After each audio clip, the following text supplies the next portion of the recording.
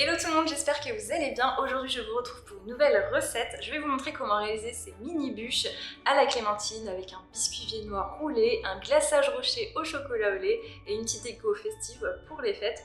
Vous allez voir, c'est pas si compliqué, je vous montre toutes les étapes dans la vidéo. Vous allez retrouver les ingrédients dans la description de la vidéo. On commence par le confit de clémentine. Donc dans une casserole, je chauffe le jus de clémentine avec la moitié du sucre et l'autre moitié du sucre, je la mélange avec la pectine. Je fais chauffer sur feu doux le jus de clémentine et lorsqu'il commence à être bien chaud, je vais pouvoir ajouter le sucre et la pectine.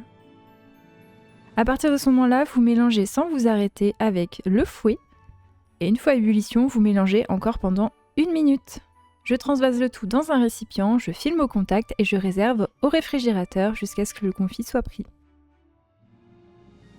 Maintenant pour le biscuit, vous allez commencer par mélanger les blancs avec le sucre.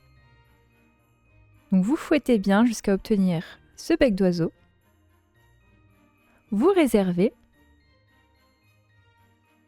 Maintenant on va mélanger les œufs avec l'autre partie de sucre. Vous mélangez bien assez longtemps pour que le mélange double de volume et blanchisse bien comme ici. Vous allez avoir l'effet ruban comme ceci. On a une préparation bien gonflée. Et normalement, il vous reste 2 jaunes d'œufs que vous allez ajouter maintenant. Vous fouettez énergiquement quelques secondes. Et ensuite, vous allez pouvoir ajouter délicatement les blancs en neige montés précédemment. On mélange délicatement à la maryse pour garder le maximum de volume. Et vous allez pouvoir terminer en ajoutant la farine tamisée. Et même chose, on mélange à la maryse délicatement. Je verse la préparation sur une plaque de cuisson 30 cm x 40 cm avec un tapis de cuisson ou une feuille de papier cuisson. Vous l'étalez de sorte à ce qu'il y ait la même épaisseur partout. Les quantités, c'est vraiment pour faire un biscuit de la taille de la plaque. Bien sûr, j'ai préchauffé mon four à 180 degrés pendant ce temps-là et vous allez pouvoir enfourner pendant environ 12 minutes. Alors surveillez en fonction de votre four, il faut qu'il ressorte un petit peu coloré, mais pas de trop. Vous voyez en haut à gauche, là ça commençait à être un petit peu trop cuit. Sinon, le biscuit va trop durcir et casser. Donc là c'est parfait, je décolle le biscuit de la plaque, puisque des fois ça a tendance à déborder un peu sur les bords. Vous déposez du papier cuisson par-dessus, qui va vous permettre de retourner la feuille, et là vous allez pouvoir décoller délicatement le papier cuisson. Vous le laissez refroidir totalement. Vous récupérez le confit de clémentine qui est pris, alors je le mélange bien énergiquement pour le détendre et que ce soit plus simple à l'étaler sur toute la surface du biscuit.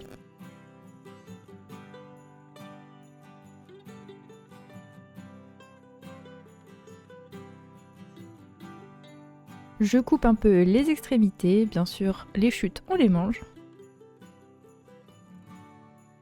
Et vous allez pouvoir commencer à rouler. Alors ici comme je veux faire des petites bûchettes, et bien comparé à d'habitude, là je vais l'enrouler, vous voyez, du côté de la longueur. Pour avoir quelque chose de moins épais et plus long. Je serre la bûche dans du papier cuisson. Et je vais découper mes bûchettes.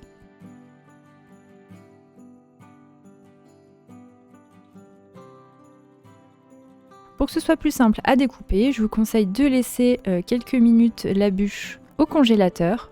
Et vous allez voir, ce sera beaucoup plus simple de la couper sans l'écraser. Donc là, je vous montre les quantités pour 4 bûchettes. Si vous voulez en faire plus, 8 par exemple, vous avez juste à doubler les quantités. Une fois les bûchettes prêtes, vous pouvez les stocker quelques minutes au congélateur, le temps de préparer le glaçage, ou alors vous les réservez au réfrigérateur. Pour le glaçage, il suffit de faire fondre au bain-marie le chocolat au lait. Et ensuite, hors du feu, vous allez pouvoir ajouter l'huile neutre.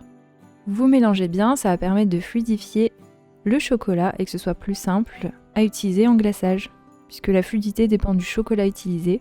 Si vous voyez que c'est encore un peu trop épais, et bien n'hésitez pas à rajouter une petite goutte d'huile progressivement, jusqu'à avoir cette fluidité. Et enfin, j'ajoute du pralin pour avoir quelque chose de croquant dans le glaçage. Vous versez le glaçage à 37 degrés sur les bûchettes froides. C'est pour ça que je vous conseille de les mettre au froid avant, au congélateur quelques minutes avant de les glacer, pour que le glaçage puisse bien adhérer. Je vous conseille de les glacer 2 par 2.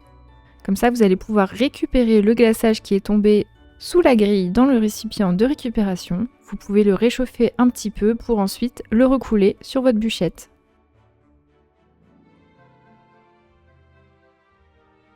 On fait glisser la bûchette sur la grille pour enlever le surplus de glaçage à la base et on vient la déposer sur un support de présentation, délicatement en la transportant avec des spatules. Vous la mettez au réfrigérateur pour que le glaçage puisse figer et ensuite vous allez pouvoir les décorer. Pour la déco, j'ai ajouté des petits quartiers de clémentine, un petit peu de pralin, des petits morceaux de noisettes qui se marient bien avec la clémentine, des petites perles croustillantes couleur or et une pointe de feuilles d'or. Et voilà, la recette est terminée. J'espère qu'elle va vous plaire. N'hésitez pas à tester, c'est vraiment tout doux et tout frais en bouche avec cet intérieur de biscuits roulés avec la clémentine. J'adore, avec le glaçage qui rajoute la touche de gourmandise. Je vous mets dans la description le lien vers la playlist où vous allez pouvoir retrouver toutes les recettes de Noël si ça vous intéresse. Et voilà, la recette est terminée. Si elle vous a plu, n'hésitez pas à liker la vidéo et la partager. Et comme d'habitude, si vous avez des questions, n'hésitez pas à les mettre dans les commentaires et à vous abonner à la chaîne pour suivre toutes mes vidéos et me soutenir. Et moi, je vous dis à très bientôt pour de nouvelles vidéos. N'oubliez pas également que mon livre de recettes est disponible dans toutes les librairies.